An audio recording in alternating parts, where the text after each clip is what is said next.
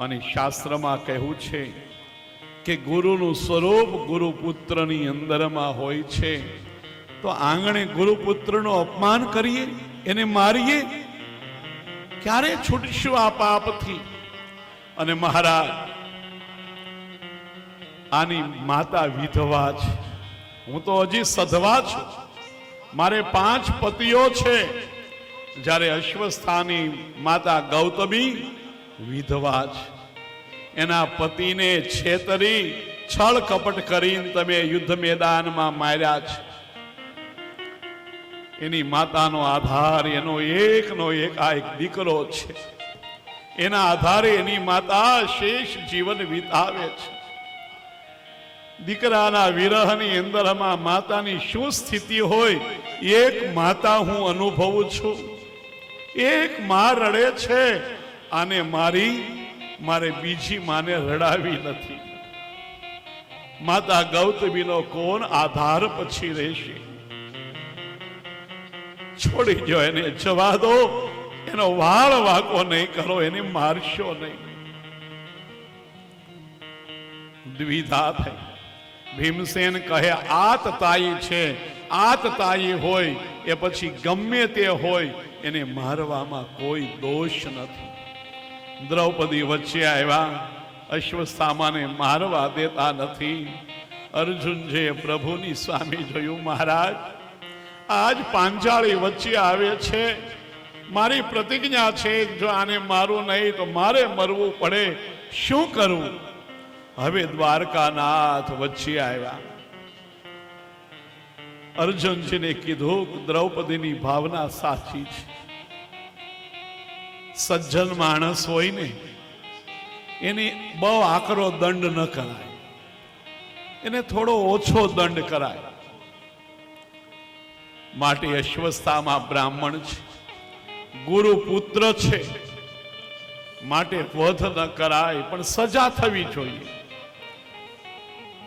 એનું અપમાન કરો, અપમાનિત કરીને એને કાઢી મૂકો. તમારી પાસે સમાજની વચ્ચે જે અપમાનિત થશે ને, જગતમાં ક્યાંય એને માનની દ્રષ્ટિથી લોકો જોશે નહીં. લોકો એના ઉપર થૂકશે, તિરસ્કાર કરશે, ધૃણા કરશે, એની મેળે એ મરશે, મારો નહીં પડે. અપમાનની આગની અંદરમાં માણસ જીવી નથી શકતો, પણ સજ્જન હોય તો હો, દુર્જન હોય એને કાંઈ હોતું નથી. એક રાજા હતા ને, એ રાજ્યની અંદરમાં ચોરી થઈ અને ચોર પકડાઈ ગયો. એટલે ચોરને હાજર કર્યો રાજાની આગળ કે ભાઈ તારું એકલાનું કામ આ નથી, તને કોણે મદદ કરી? આ બધો ભંડાર ક્યાં રાખીએ બતાવ્યું કોણે? કોણે રસ્તો ચીંધ્યો? ચોરોએ કીધું, મહારાજ રોજ તમારી સાથે ગામના નગર શેઠ બેસે ને, એ આમાં ભાગીદાર છે, એણે આ બધું મને સુજાડ્યું. બંનેને કચેરીમાં હાજર કર્યા. ચોરને કીધું કે આને સૂળીએ ચડાવી દો, દેહદંડની સજા આપી દીધી, મારો આને, ફાંસી આપી દો. નગર શેઠને ઠપકો આપ્યો, તમારા જેવા માણસ આવું કામ કરે? શરમ નથી આવતી તમને? નગર શેઠને થયું કે જો ધરતી જગ્યા આપે ને તો અત્યારે સમાય. આવા અપમાનિત કર્યા, જવા દીધા, માફ કરી દીધા. ગામની અંદરમાં વાત થઈ કે રાજાનો ન્યાય તો જુઓ. પેલો બિચારો મુફલીસ ચોર હતો, એને ફાંસી આપી દીધી અને પોતાના મિત્ર નગર શેઠ પૈસાદાર એને માફ કરી દીધા, ખાલી ઠપકો આપ્યો. પણ બીજા દિવસનો સવાર ઉગ્યો ને, નગર શેઠની ઘેરેથી નનામી નીકળી, નગર શેઠની નીકળી. આખી રાત અપમાનની આગમાં સળગતો રહ્યો આ માણસ. કાલ સુધી નગરમાં કેવું સન્માન હતું, માન હતું, અને આજ હું ગામમાં નીકળીશ, કેમ નીકળીશ? શું મોઢું લઈને નીકળીશ? અને વહેલી સવારે આત્મહત્યા કરી નાખી. આ સજ્જનતા છે. દંડની અંદરમાં આ જોગવાઈ છે આજે પણ.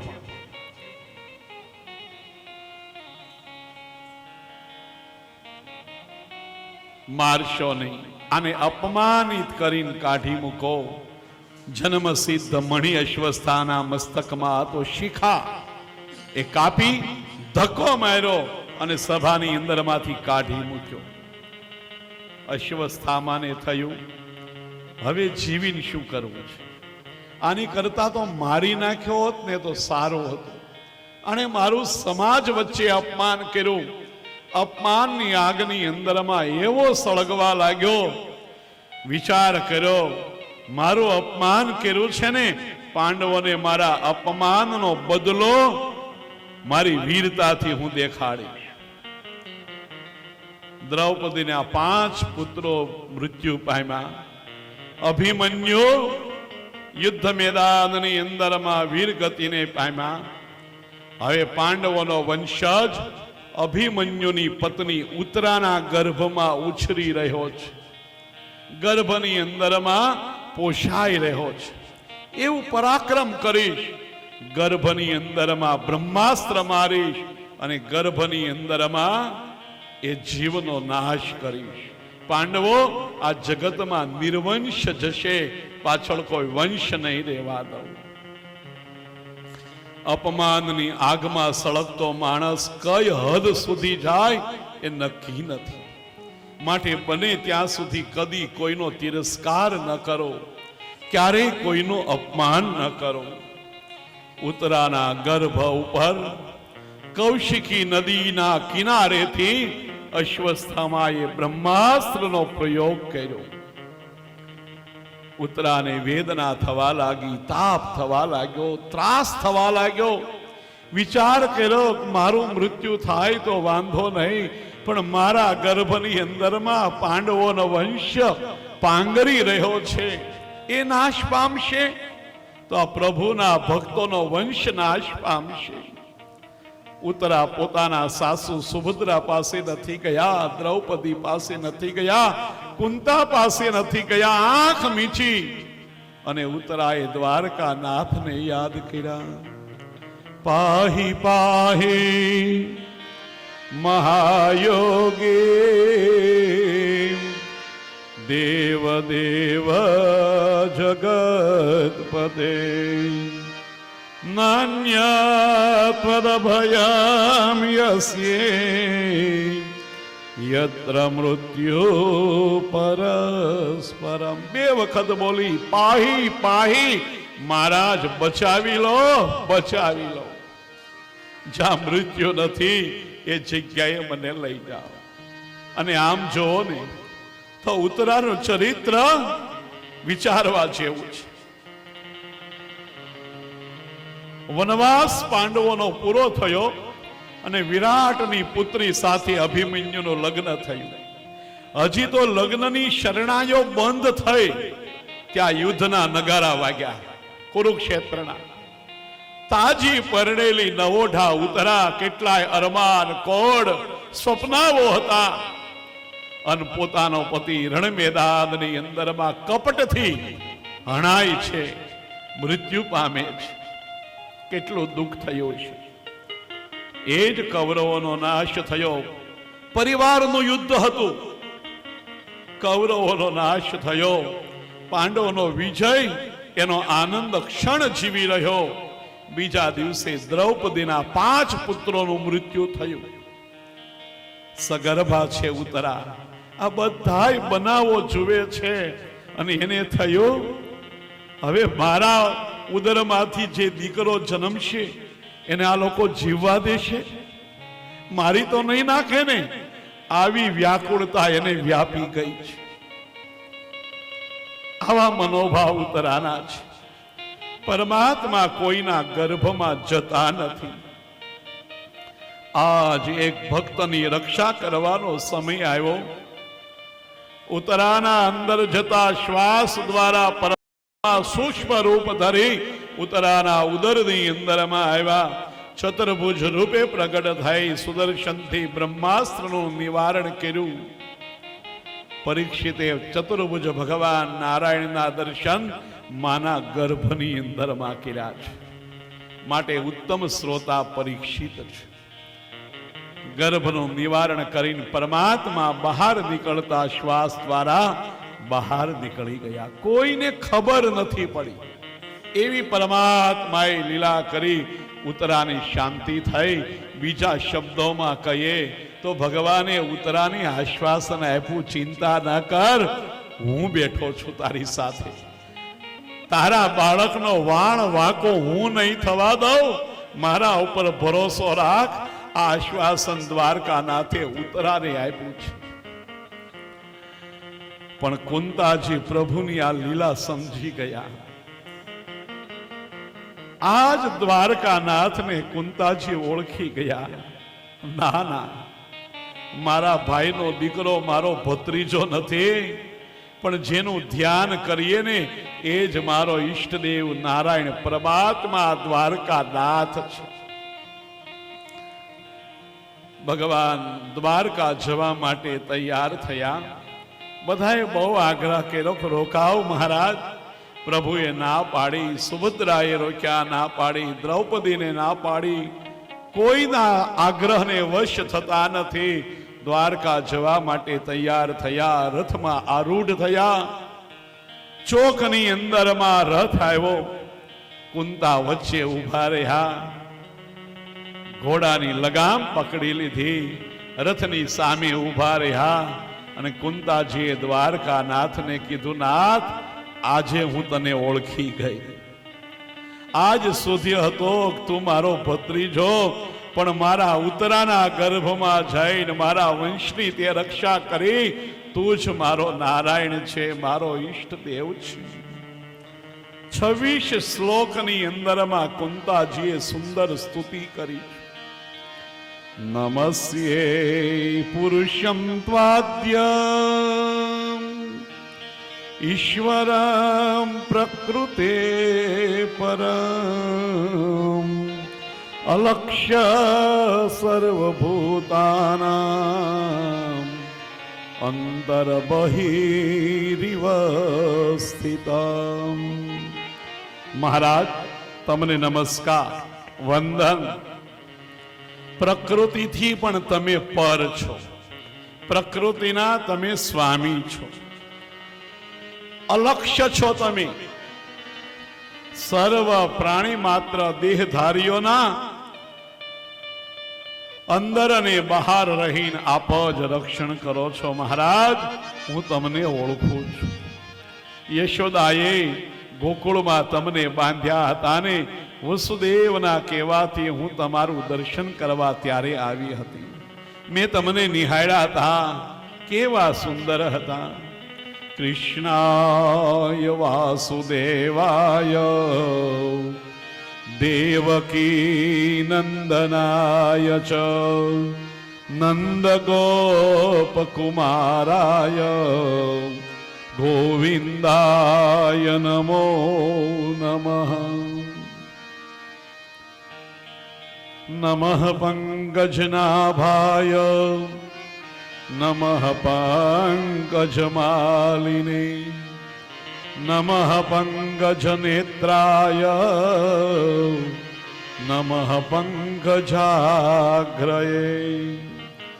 જેની નાભીમાંથી બ્રહ્માજીનું જન્મસ્થાન કળમળ ઉત્પન્ન થયું, જેણે સુંદર કમળોની માળા ધારણ કરેલી છે, જેના નેત્રો કમળ સમાન વિશાલ છે, કોમળ છે, જેના ચરણ કમળ કમળોના કમળથી અંકિત છે, એવા કૃષ્ણને હું વારંવાર વંદન કરું છું. આજ કુંતાજી પ્રભુને ઓળખી ગયા, કૃષ્ણને કૃતજ્ઞતા વ્યક્ત કરે છે. મહારાજ, મારા સંતાનોમાં શું શક્તિ હતી, શું તાકાત હતી, આ તો તમે એની સાથે રહ્યા અને હસ્તિનાપુરનું રાજ્ય આપ્યું. મહારાજ, જળ વિના કદાચ નદી શોભે, ચાંદલા વગર સૌભાગ્યવતી સ્ત્રી શોભે, મણિ વગર સર્પ રહે, પણ આપના વગર પાંડવો રહી ન શકે. મહારાજ, આજ સુધી ક્યારેય તમારી પાસે માગ્યું નથી, કોઈ કામના નથી કરી, આજ એક વચન મને આપો. પરમાત્મા કહે, ફૈબા જે માગવું એ માગો, તમારો અધિકાર છે, હક છે. એક વચન મને આપો. ધન્ય છે આ કુંતાને, જે માગ્યું છે ને એવું દુનિયામાં આજ સુધી કોઈએ માગ્યું નથી અને માગશે પણ નહીં. ભર યુવાનીની અંદરમાં વિધવા થયા પાંડુ રાજા, સ્વર્ગે સીધાવ્યા, માદ્રીએ સતી બન્યા છે. ત્રણ પોતાના બાળકો, બે માદ્રીના સંતાનો એને ઉછેર્યા, લાક્ષાગ્રહમાં બાળ્યા, વન વન ભટક્યા. દ્રુપદ રાજાના દરબારમાં ભગવાનની કૃપાથી અર્જુનજી મત્સ્ય વેદ જીત્યો, પાંચાળી મળી. વળી ઇન્દ્રપ્રસ્થ જેવું જંગલ રાજ્ય મળ્યું, એને સમૃદ્ધ બનાવ્યું. ત્યાં જુગાર રીમા, સર્વસ્વ હારી ગયા. પોતાના 5 દીકરા અને પુત્ર વધુ જંગલમાં, વનમાં અને પોતે રાજ્યમાં રહે. વનવાસમાંથી આવીને યુદ્ધ થયું, સર્વ વિનાશ પરિવારનો થયો અને હવે હસ્તિનાપુરનું રાજ્ય મળ્યું. સુખનો સૂરજ ઉગ્યો અને આજ કુંતાજી પ્રભુની પાસે માગી. વિપદ સંતુ ન શશ્વ તત્ર તત્ર જગત ગુરો ભવતો દર્શનમ યસ્યાત પુનર્ભવ ન દર્શનમ. મહારાજ, એવું એક મને વચન આપો કે અમારા જીવનની અંદરમાં, અમારા સંસારની અંદરમાં ડગલે ડગલે દુઃખ આવ્યા જ કરે, દુઃખ ક્યારેય અમારા જીવનમાં આવતું બંધ ન થાય. કાળ જેનાથી કાંપે, કાળના કાળ કૃષ્ણ ધ્રુજવા લાગ્યા. કેટલું દુઃખ ભોગ્યું. હવે સુખ આવ્યું છે, શા માટે દુઃખ માગો? અને ત્યારે કુંતાજીએ કીધું, મહારાજ, દુઃખ છે ને એ મારો સગો છે, મારો સ્વજન છે. સુખ જો હોત ને તો તમારું સ્મરણ રહેત નહીં. દુઃખ હતું તો તમારું સ્મરણ રહ્યું, તમારો સ્નેહ મળ્યો. આજ અમે સુખી છીએ.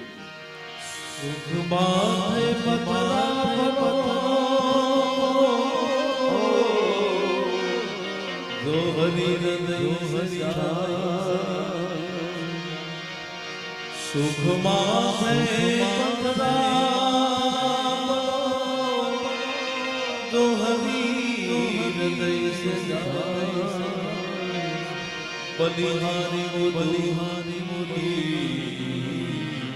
પલ પલ રામ પલ બલિહારી પલ પલ રામ પલ.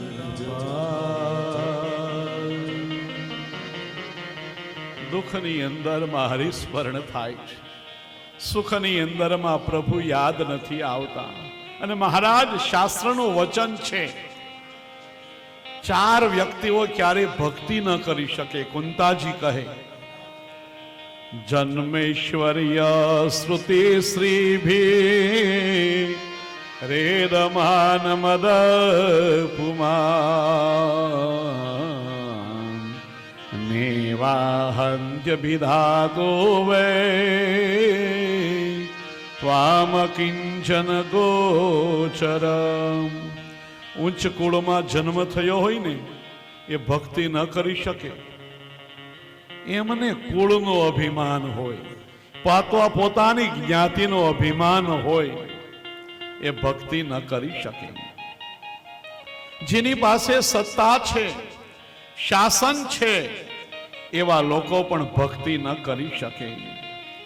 જે વિદ્વાન છે એ પણ ભક્તિ ન કરી શકે. અને જેનો યશ છે, કીર્તિ છે, એ પણ ભક્તિ કરી શકતા નથી. માટે મહારાજ, મને જીવનમાં દુઃખ આપો. દુઃખને હિસાબે તમે અમારા બનીને રહ્યા. કૌરવની પાસે સુખ હતું તો આજે રણ મેદાનની અંદરમાં રોળા છે. પ્રભુ, આપના વિના અમારી શોભા નથી. નેયમ શોભયિષ્યે યથેદાની ગદાધર ત્વદપદેરંકિતા ભાતિ સ્વલક્ષણ વિલક્ષિતે. ભગવાને વચન આપ્યું છે. દ્વારકા જવા માટે તૈયાર થઈ ગયા હતા અને પરમાત્મા ચોકમાંથી પાછો રથને વાળ્યો, હસ્તિનાપુરમાં મહેલમાં આવ્યા. બધાયને આનંદ થયો. દરેક પાંડવ પત્નીઓ જશ લેવા લાગી કે અમારા માટે પ્રભુ પાછા આવ્યા. અર્જુન કહે મારા ખાસ મિત્ર મેં બહુ આગ્રહ કર્યો, છેલ્લે વિચાર આવ્યો માટે ભાગોળેથી પાછા આવ્યા. દ્રૌપદી કે હું ધર્મની બહેન, મારા માટે પાછા આવ્યા. સુભદ્રા કહે તું તો ધર્મની બહેન, હું તો સગી બહેન છું, મારા માટે દ્વારકાનાથ પાછા આવ્યા. બધા યશ લે છે. પ્રભુને પૂછ્યું તમે કોના માટે આવ્યા?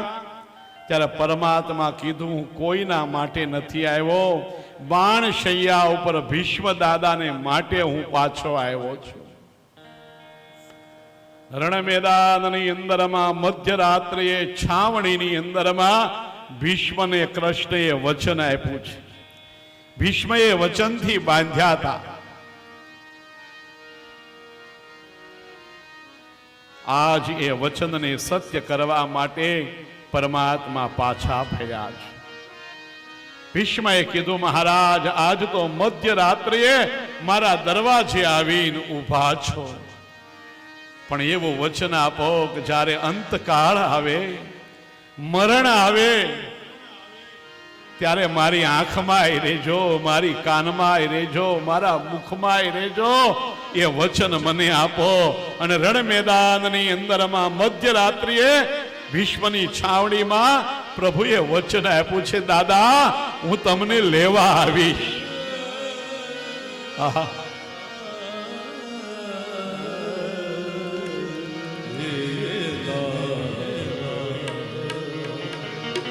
इतना दो स्वामी, इतना दो स्वामी, जब प्राण से नीचे गोविंद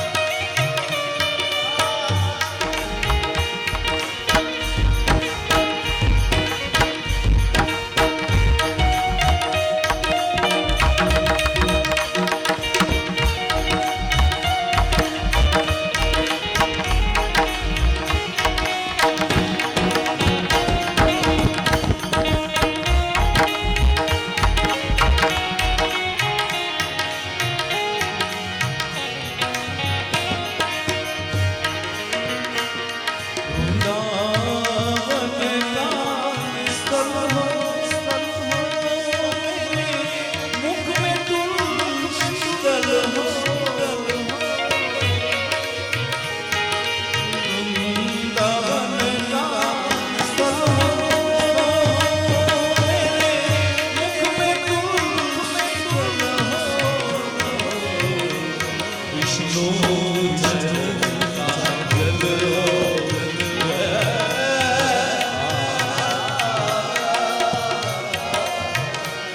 विष्णु जब प्राण तन से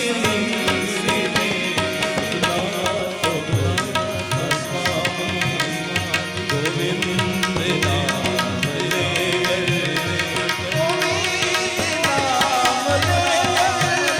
जब प्राण से निकले नाथ स्वामी नाथ स्वामी नाथ स्वामी गोविंद नाम रे गोविंद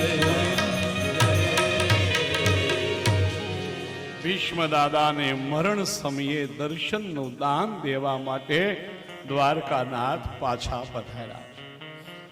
ભીષ્મએ વચનથી પ્રભુને બાંધ્યા છે. ભીષ્મ એટલે ભયંકર અને ભીષ્મ એટલે મન જેવું કોઈ ભયંકર નથી. અને આ મન જ્યારે લડે ને ત્યારે જીવ એટલે કે અર્જુન એ ત્રાસ પામી. ત્યારે એના સારથી પ્રભુ બને તો આ મનની ભયંકરતાને શમાવી શકે છે. પરમાત્માએ પ્રતિજ્ઞા કરી હતી કે મહાભારતની અંદરમાં કુરુક્ષેત્રના યુદ્ધની અંદરમાં હું હાથમાં હથિયાર નહીં લઉં, હું લડીશ નહીં, ચક્ર ધારણ નહીં કરું, કોઈ હથિયાર નહીં લઉં અને પાંડવોને જીતાડીશ. અને આ સમાચાર હસ્તિનાપુરની અંદરમાં ભીષ્મ દાદાને મળ્યા. હથિયાર નહીં લઈ એમનેમ જીતાડશે એ પ્રતિજ્ઞા કરી હતી ભીષ્મએ. વાસુદેવ કર ચક્ર ન ધરે તો જગ में मुख न दिखाओ, लाजत है मेरी गंगा जननी संतनु सूत न कहवा. હું ગંગાનો દીકરો, સંતનો મહારાજનો દીકરો, જો કૃષ્ણના હાથમાં હથિયાર ન લેવડાવો તો મારી માં ગંગાને લજ્જા આવે. આ ભીષ્મ દાદા ઈચ્છા મૃત્યુનું વરદાન જેમની પાસે છે અને હાથની અંદરમાં તૂટેલા રથનું પૈડું પ્રભુને ભીષ્મની સામે લેવું પડ્યું. ભક્તની આગળ પરમાત્મા પોતાની પ્રતિજ્ઞાને જતી કરે છે. રોજ યુદ્ધ થાય, પાંડવોના વાજા વાગે. આ તો ધર્મ યુદ્ધ હતું ભાઈ. આખો દિવસ સામસામે લડે અને સાંજે પાછા ભેળા બેહીને ખાય. બે તરફનો એક જ રસોઈયો, એકબીજાની ખબર અંદર પૂછે, ખરખરા કરે, બધું થાય. આ ધર્મ યુદ્ધ હતું.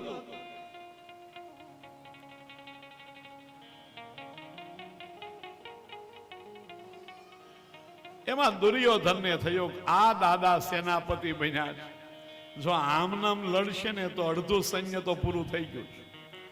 અને દાદા લડ્યા કરશે, કોઈ દી આપણા વાજા વાગતા નથી, તો આપણી સાથે રહીને પાંડવોને મદદ કરે છે એવું લાગે છે.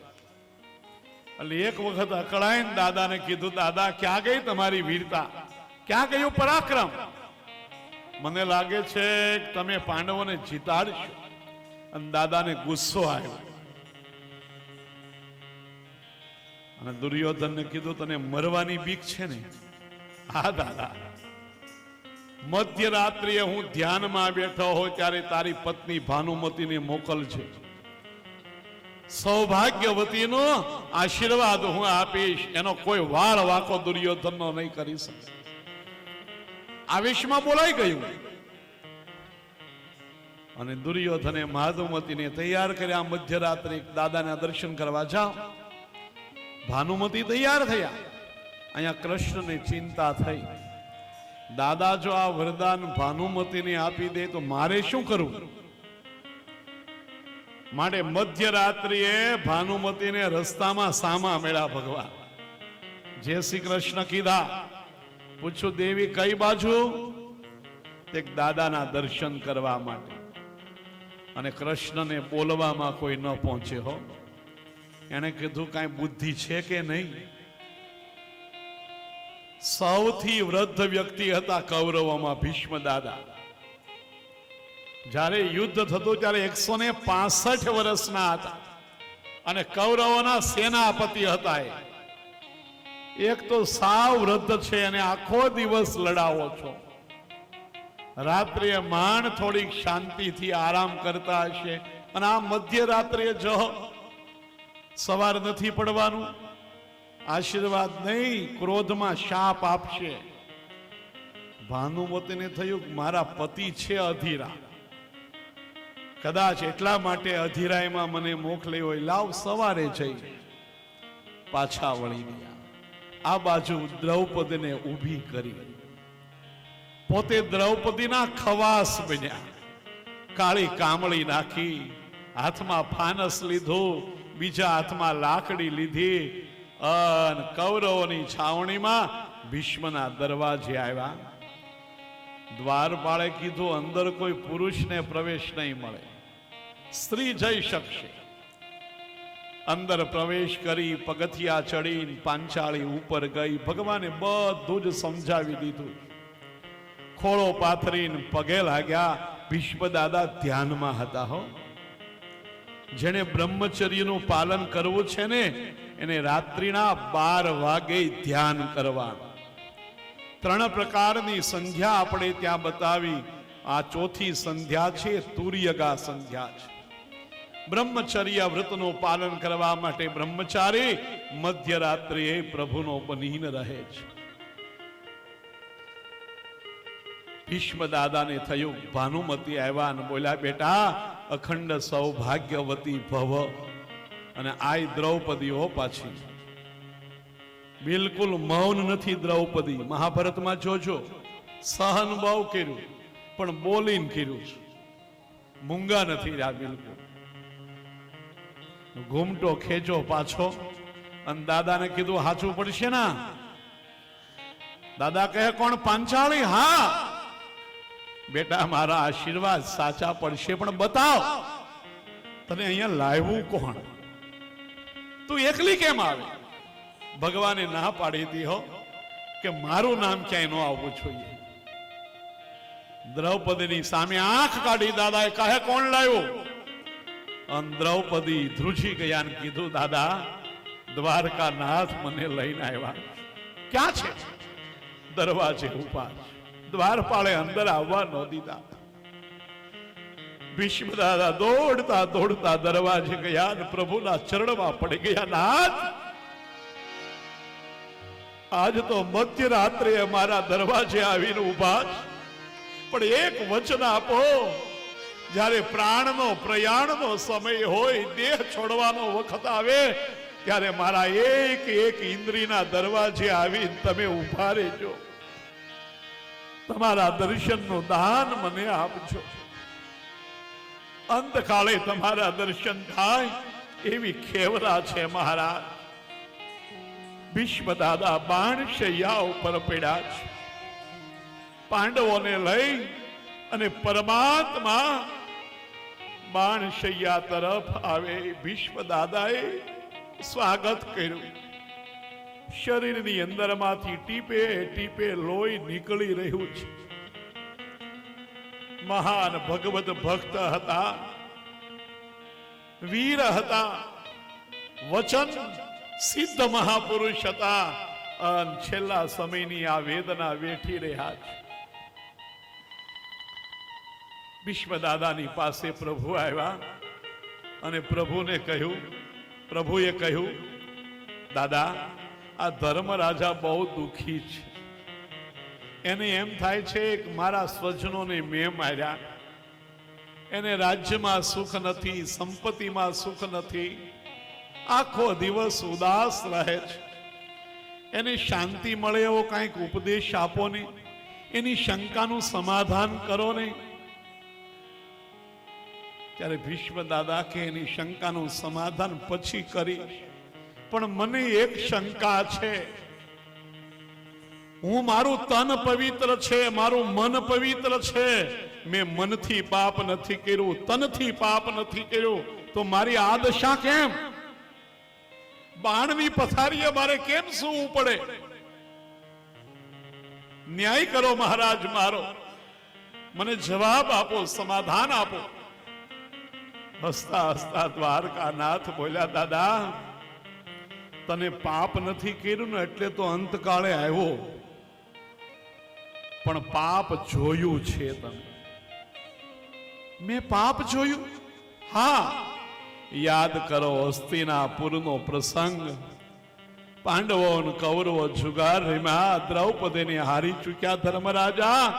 ભર સભામાં મારી દ્રૌપદીને લાવ્યા, અને દ્રૌપદીને વિશ્વાસ હતો કે જે સભામાં ભીષ્મ દાદા જેવા બિરાજતા હોય ત્યાં મને અન્યાય નહીં થાય, ન્યાય મળશે. મારી દ્રૌપદી તમારી પાસે કરગરી દાદા હાથ જોડ્યા. એક વખત પોતાની જાતને જે પુરુષ હારી જાય એ પોતાની સ્ત્રીને દાવમાં લગાવી શકે? દાદા તમે ન્યાય કરો. તમે નીચું જોઈ ગયા હતા, બાકી ખબરદાર કહીને ઉભા થઈ જાવ સભામાં. કોની મજાલ છે કે દ્રૌપદીના વસ્ત્રને હાથ અડાડી શકે? પણ નીચું નજર રાખીને તમે જોઈ રહ્યા. અરે અટકાવી ન શક્યા, પણ એ જગ્યાને તમે છોડી ન શક્યા. કોઈ અન્યાય થતો હોય, આપણામાં શક્તિ હોય ને તો અન્યાયને અટકાવવો જોઈએ, પણ જો શક્તિ ન હોય તો એ સ્થળને છોડી દેવું જોઈએ. માઈક આંગલા બનીને અન્યાય થતો જોતા ન રહેવાય. એ પાપ આપણને લાગે. આ પાપ તમે જોયું દાદા, માટે બાણ શૈયા ઉપર તમારે પોઢવું પડ્યું. ભીષ્મ દાદાને થયું જીવનમાં એક કલંક લાગ્યો, ક્યારેય મારું ભૂસાશે નહીં. ધર્મરાજાને રાજનીતિ, રાજધર્મ, આપદ ધર્મ, દરેક ધર્મની કથા કઈ બતાવી. છેલ્લે ધર્મરાજા પૂછે, દાદા તમારા માટે પરમ ધર્મ કયો છે? અને ત્યારે ભીષ્મ દાદા કહે, બેટા અહર્નિશ પરમાત્મા નારાયણનું સ્મરણ કરવું, એના બનીને રહેવું એ પરમ ધર્મ. વિષ્ણુ સહસ્ર નામનું પારાયણ કરવું એ માટે શ્રેષ્ઠ મારા માટે ધર્મ છે. સામાન્ય માણસ વિષ્ણુ યાગ ન કરી શકે, પણ વિષ્ણુ સહસ્ત્ર નામનું પારાયણ તો કરી શકે ને. રોજ કરજો, ઘણી બધી મુશ્કેલીમાંથી માર્ગ નીકળશે. જ્યારે હિંમત હારી જઈએ, નાસીપાસ થઈ જઈએ, જગતમાં કોઈ માર્ગ ન સૂઝે ને, ત્યારે પ્રભુના ચરણમાં બેસી આ વિષ્ણુ સહસ્ત્ર નામનું પારાયણ કરજો. કાંઈક માર્ગ મારો ઠાકરજી કાઢી આપશે. શ્રદ્ધા અને વિશ્વાસ રાખજો. ભીષ્મ દાદા પરમાત્માની સુંદર સ્તુતિ કરે છે. મહાત્માએ ભીષ્મ સ્તુતિના બહુ વખાણ કર્યા છે. અંતકાળે કરવા જેવી આ સ્તુતિ છે. બાણશૈયા ઉપર પડેલા ભીષ્મ દાદા દ્વારકાનાથની સ્તુતિ કરે છે. ઇતિમતિ રૂપ કલ્પિતા વિતૃષ્ણા ભગવતી સાત્વત પોંગવે વિભૂમ્ની સ્વસુખમુપગતે ક્વચિદ વિહરતો પ્રકૃતિમુપેયુષી યદભવ પ્રવાહ. ભીષ્મ દાદા કહે, મહારાજ હું વૃદ્ધ થયો, ઘરડો થયો, મરણ સામે આવીને ઊભું છે, પણ એક તકલીફ છે. મારે ત્યાં એક યુવાન કન્યા છે, હજી એનું વેવશાળ નથી કર્યું, તો લગ્ન ક્યાંથી કર્યા હોય? બાપ મરણ પથારીએ હોય, મરણ નજીક હોય, અને ઘરમાં દીકરી કુંવારી હોય, એ બાપને કેટલી ચિંતા હોય, કેટલું દુઃખ હોય. તો મહારાજ મારી કન્યા માટે તમારા જેવો યોગ્ય વર ત્રિભુવનમાં મને ક્યાંય શોધોય જડશે નહીં. માટે બીજા શ્લોકમાં પરમાત્માના સૌંદર્યનું વર્ણન કર્યું છે. ત્રિભુવન કમનમ તમાલ વર્ણ રવિકર ગૌરવરંબરમ દધાની વપુરલકવ્રતાનનાબ્જ વિજય સખેરતિરસ્તુ મે નવદ્ય. ત્રૈલોક્યની અંદરમાં મહારાજ આપના જેવો કોઈ સુંદર નથી. તમારા વર્ણ જેવો નીલ વર્ણ તમારો છે. સૂર્યના કિરણો જેવા પીળા વસ્ત્ર ધારણ કરેલા છે. કેશના સમૂહથી ઘેરાઈ ગયેલા મુખવાળા શરીરને ધારણ કરતા એવા અર્જુન સખા શ્રી કૃષ્ણની અંદરમાં મારી નિષ્કપટ પ્રીતિ હો છો. તમારા જેવું કોઈ સુંદર નથી. કેવલ સુંદર હોય તો કન્યા આપી દેવાય ખરી. સુંદર તો ઘણા હોય પણ પાછા પરાક્રમી હોવા જોઈએ, વીર હોવા જોઈએ. પૈસો ન હોય પણ પૈસો પાટું મારીને મેળવવાની તાકાત હોવી જોઈએ. આવા વીર પણ હોવા જોઈએ. એ જોવું પડે. માટે ત્રીજા શ્લોકમાં ભગવાનની વીરતા દેખાડી છે. કેવા પરાક્રમી છે એ પણ દેખાડ્યું. યુધિતુરગર જો વિધુમ્ર વિષવ ત્વચલુલિત શ્રમ વાર્યલંકૃતાસ્ય મમ નિશિત શરીર વિભેદ્યમાન ત્વચી વિલસત કવચેસ્તુ કૃષ્ણ આત્મા. મહારાજ, યુદ્ધની એ વિલક્ષણ છબી મને આજે ભૂલાતી નથી. ઘોડાની ખરીઓથી મુખ આખું રજોટાઈ ગયેલું છે. આમ તેમ વાળ ઉડી રહ્યા છે. પરસેવાના બિંદુઓ મુખ ઉપર જામી ગયા છે. મારા તીક્ષ્ણ બાણથી જેની ચામડી વિંધાઈ રહી હતી અને છતાંય અર્જુનના રથને રણ મેદાનમાં સ્થિર રાખતા હતા એવા શ્રી કૃષ્ણની અંદરમાં હંમેશને માટે મારું મન રહેજો. આવા વીર છે. વીર હોય સાથે સાથે પોતાના વચનની પણ કિંમત હોવી જોઈએ. વચન પ્રત્યેની પ્રતિબદ્ધતા હોવી જોઈએ. મારા એક વચનને સત્ય કરવા માટે આપે આપની પ્રતિજ્ઞાને ગૌણ કરી નાખી, છોડી દીધી. મહારાજ, કોઈ ઈચ્છા નથી. અને ભીષ્મ તો બ્રહ્મચારી હતા. કઈ કન્યા હતી? બુદ્ધિ રૂપી કન્યા હતી. બુદ્ધિ કાયમની કુંવારી છે હો ભાઈ. અંતકાળે બુદ્ધિને પરમાત્મા સાથે પરણાવો તો જ અંતકાળ સુધરે અને શાંતિ મળે. બુદ્ધિ પ્રભુના ચરણોની અંદરમાં શાંત બને અને ત્યારે જીવને શાંતિ મળે છે. આ બુદ્ધિ રૂપી કન્યા પરમાત્માને આપવાની છે.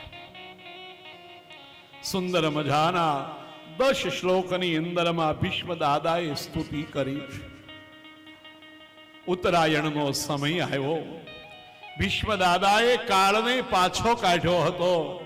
દક્ષિણાયનની અંદરમાં મારે મરવું નથી. ઉત્તરાયણ આવે ત્યારે તું મારી પાસે આવજે. મારા પ્રભુનો હું સેવક છું. એ ઉત્તરાયણનો દિવસ આવ્યો છે. બાણ શૈયા ઉપર ભીષ્મ દાદા સુતેલા છે. પાંડવો, કુંતાજી, પરિવાર બધું સામે છે. બધા હાથ જોડીને ઉભા રહ્યા. આકાશની અંદરમાં દુંદુભી નગારાઓ વાગ્યા. પુષ્પની વૃષ્ટિ અને આ દુનિયા છોડી અને ભીષ્મ દાદા પ્રભુના ધામની અંદરમાં ગયા. આજે ભીષ્મ છે ને મૃત્યુ પામ્યા, પણ આજે અમર છે. બીજાના માટે, હસ્તિનાપુરની ગાદીની માટે ભીષ્મએ જીવન ખર્ચી નાખ્યું. એક વચન હસ્તિનાપુરની ગાદીને આપ્યું, વફાદાર રહેવાનું. એના પરિણામે ભગવાનની સામે હથિયાર ફેંક્યા. બાણ વર્ષા કરી પરમાત્માની સામે, છતાંય ખચકાણા નહીં. આનું નામ સાચો વીર છે. મૃત્યુ એનું સિદ્ધ થયું, એનું સફળ થયું. મૃત્યુ વખતે દેવો વાજા વગાડે, દુંદભી નગારાઓ વગાડે. જબ તુમ આયે જગત મેં, जग हसे तुम हसे तुम, ऐसी करनी करके चलो, खुद हसो जगरो. ऐसी करके चलो, ऐसी करके चलो, खुद हसो જગરો. માટે ભગવાનમય જીવન જેનું હોય ને, એની જીવનની અંદરમાં અંતકાળે શાંતિ મળે છે. જીવન પરમાત્માના ભરોસે રાખો, પરમાત્મામય જીવન જીવો. ભાવથી પ્રેમથી પરમાત્માની સાથે એક બનીએ તો અંતકાળે પરમાત્મા રાજી થઈને લેવા માટે આવે છે. जीना है उसका भला जो औरों के लिए जिए, और मरना है उसका भला जो अपने लिए जिए. જ્યાં સુધી જીવશું ત્યાં સુધી સમયની અછત રહેવાની રહેવાની રહેવાની. કોઈએ કીધું કે મારી પાસે સમય છે જ, પણ એ જ અછતની અંદરમાં જો ભગવાન ભજી લેવાય ને તો કલ્યાણ થઈ જાય, બેડો પાર થઈ જાય. માટે બેનો કીર્તન કરે, તમે ભાવે ભજી લ્યો ભગવાન, જીવન થોડું રહ્યું. તમે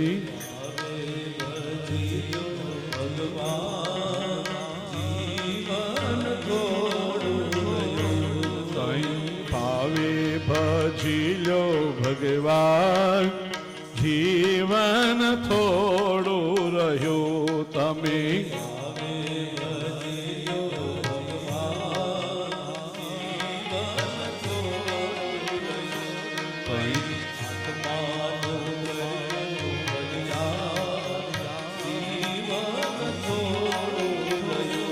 કંઈક આત્માનું કરજો કલ્યાણ, જીવન થોડું રહ્યું.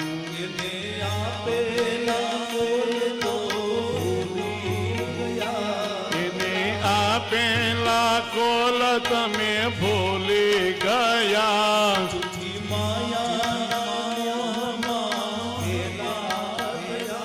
જૂઠી માયાના મોહમાં ઘેલા થયા.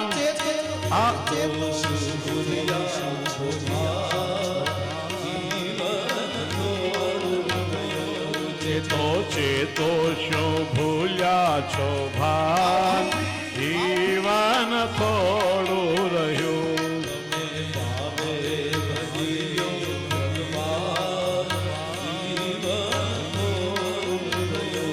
તમે ભાવે ભજી લો ભગવાન, જીવન થોડું રહ્યું.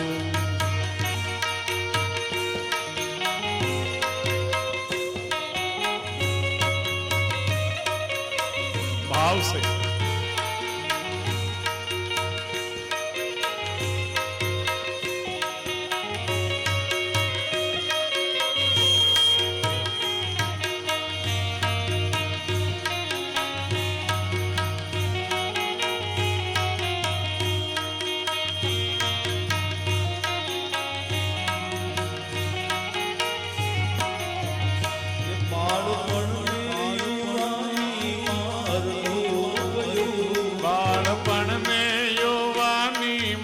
અડધો ગયો. નથી ભક્તિ માર્ગમાં ડગલો ભર્યો, નથી ભક્તિ માર્ગમાં ડગલો ભર્યો.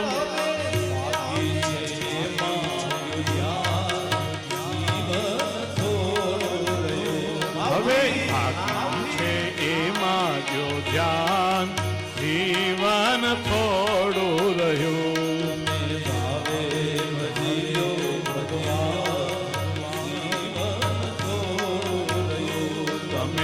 ભાવે ભજી લો ભગવાન જીવન થોડું રહ્યું. રાધે.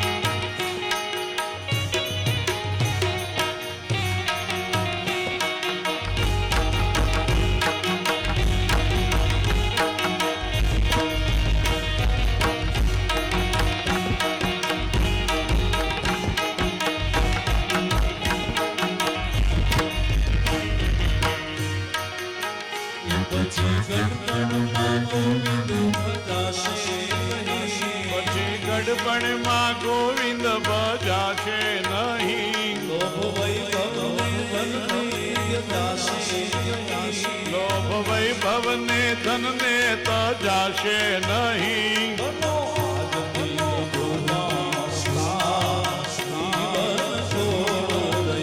ચલો આજથી પ્રભુમાં મસ્તાન જીવન થોડું રહ્યું.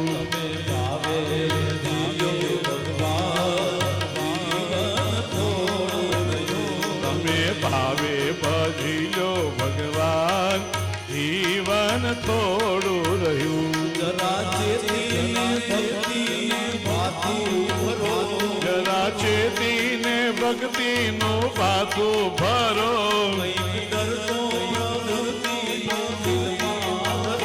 કંઈક ડર તો પ્રભુજીનો દિલમાં ધરો.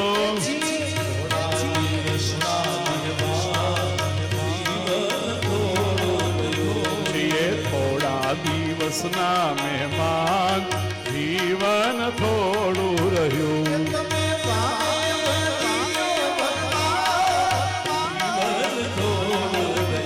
તમે ભાવે ભજી લો ભગવાન જીવન થોડું રહ્યું.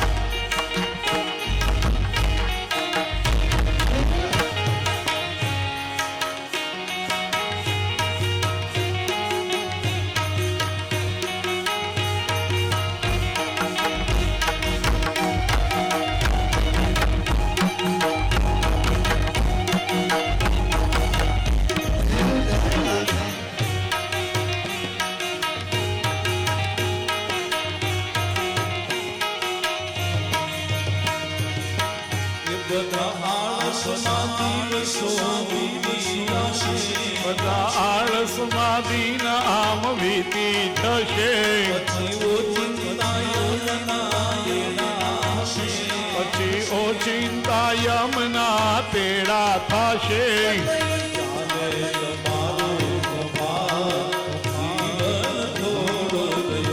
નહીં ચાલે તમારું તોફાન જીવન થોડું રહ્યું.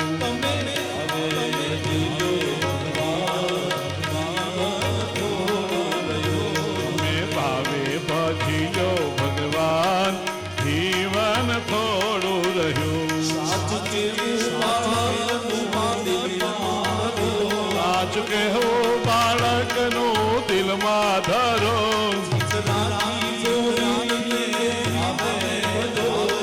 રાખી ગોવિંદને ભાવે ભજો.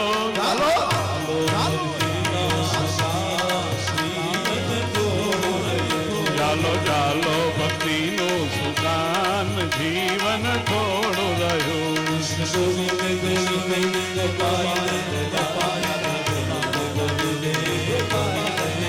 કૃષ્ણ ગોવિંદ ગોવિંદ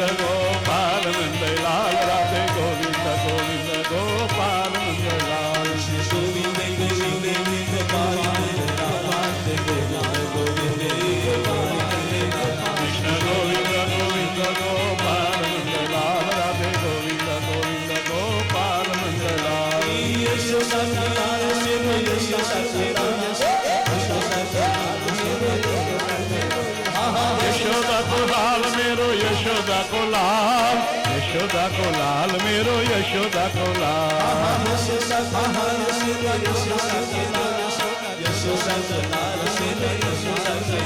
हाँ यशोदा को लाल मेरो यशोदा को लाल, यशोदा को लाल मेरो यशोदा को लाल।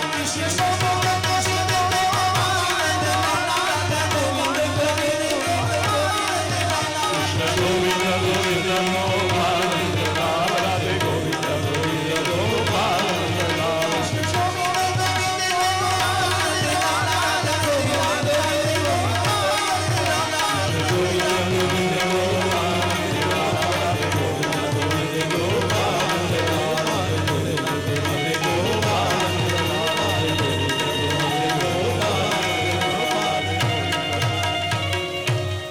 बोलो कृष्ण कन्हैया लाल की जय।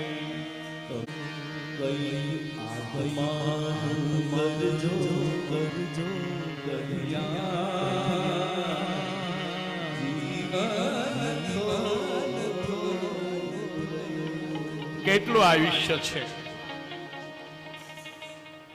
સુખદેવજી મહારાજે પરીક્ષિતને આજ સમજાવ્યું કે આયુષ્ય છે ને કાચા માટીના ઘડા જેવું છે।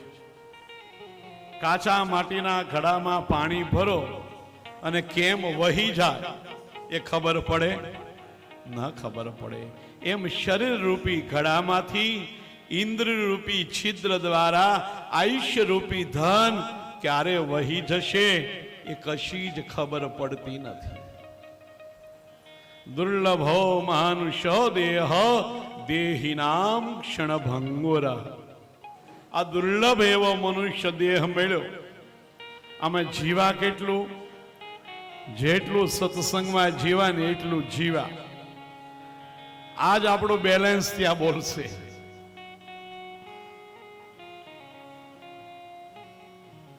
જીવું અહીંયા આગળ જીવશો એવો આગળનો જન્મ નક્કી થશે। એક મહાત્મા કથા કરતા હતા ને વારે ઘડીએ કે માણસ થાવ, માણસ થાવ, નકર બીજા જન્મમાં ઢોર બનશો, પાડા બનશો, કેદારનાથના ખચ્ચર બનશો।